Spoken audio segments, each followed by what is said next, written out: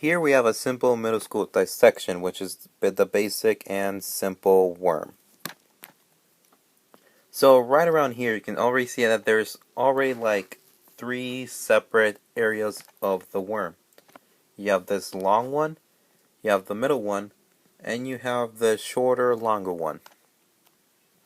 And right here, right here you can already see that there's kind of like already sections of the worm. And if you notice, this area is slightly darker than any other area, and this area is slightly lighter than any other area.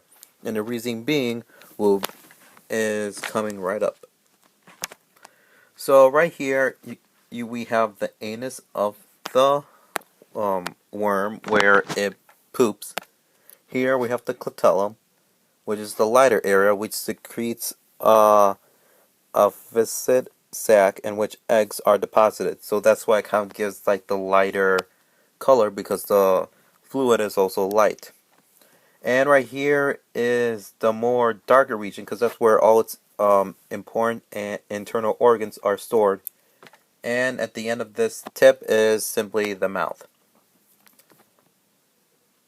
So with so how you're gonna dissect this is that you're gonna start at the clitellum.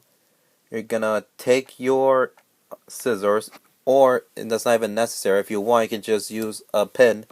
Just kind of poke at it, and you kind of want to go down towards the mouth, and make sure you're doing it towards the darker end, because that's where all the organs that you need to observe occurs.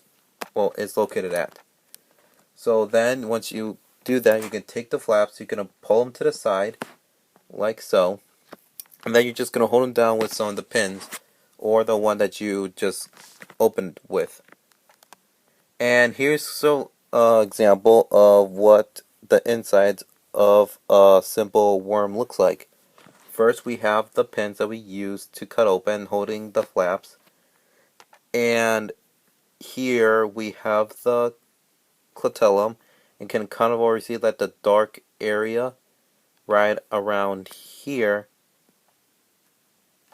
is where the lighter liquid is made.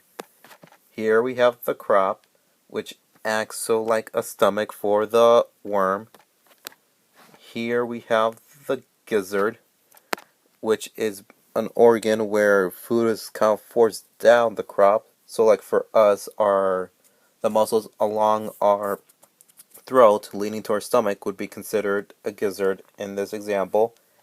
And here you have multiple hearts, which is used to pump the blood throughout the worm. And this is basically a simple how-to for a worm. You have your simple internal organs and just some basic external organs, which you need to know are just the three separate regions that a worm is cut into.